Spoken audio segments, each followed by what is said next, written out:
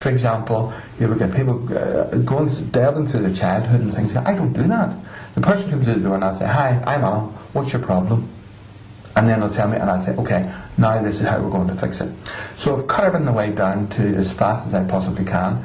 Instead of doing it between 12 and 15 sessions, I do it between 1 and 4, and that gets them on with their lives. There's hundreds of ones, thousands of those ones that I've done. You know, over the years, I've seen about 50,000 people.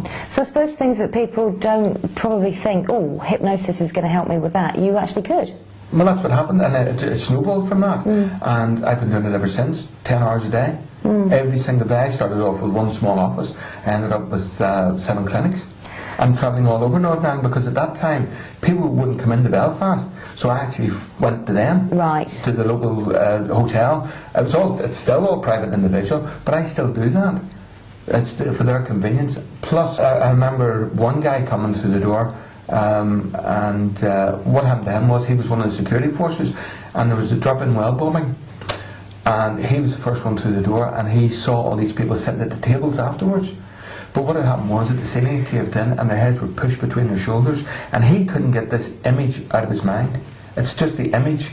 Now obviously I didn't make it into a funny image or anything like that, because that's disrespectful. But what you're doing is you're putting it into it, that getting rid of the anxiety behind the image, and that's how you do that. And that's why I do it. I'm still doing the same thing today. Okay, so what, I don't suppose you could actually call anybody average, really, listening to what you've got to say to me. But I've seen everything. What do you, I mean, you obviously stop smoking, weight loss, are they the larger, the more obvious things? Well, they're the ones that people would come along for. But the main one, again, as I've said, is blushing or lack of confidence. But you see everything. There's nothing surprises me anymore. I have heard every single thing. You know, phobias, you get some real strange phobias, like the phobia of passing wind in church. That's a good one. Has that got a name? No. I would like to try and pronounce the name of that one. There's another one called hippopotamonstra phobia, the fear of long words. And it's got a really long word. Isn't it? You have that. Pantherphobia. Pantherphobia. Pantherphobia. Fear of panthers. Mother-in-laws. Say that one again? Mother-in-laws. Yeah, but what was it called? I think it's pantherphobia. Pantherphobia. Fear of mother-in-laws. Oh, yeah, we've all got that one. Yeah, we've all got that one, haven't we? But, you know, you've got surprising ones, strange ones. A phobia of plastic spiders. I've had to deal with that one. Plastic spiders? Plastic spiders. Clowns.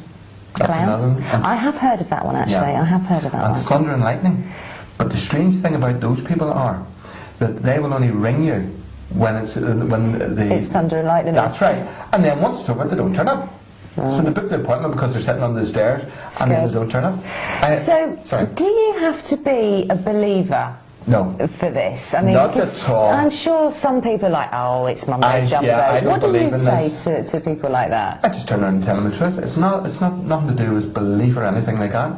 I'm no medical worker or anything like that. All you're doing, the mindset. That's right. Calm down and see it in a different light, and that's exactly what we do. Well, that's quite interesting, really, isn't it? There's an awful lot that goes to it. I mean, again, it's like, you know, the world's kind of changing, as we all know. Yeah. Are you actually getting busier? It's always the same for me. I'm always busy. The same. But it's surprising. After September 11th, I got a tremendous amount of people coming through the door for that. Obviously, people would think, oh, for the fear of flying, but it wasn't. It was actually the pilots thinking they were losing their jobs, and also actually the people who were the support companies to them. I had the people who thought they were going to lose their jobs for the sandwiches that they were making, and even the packaging company people.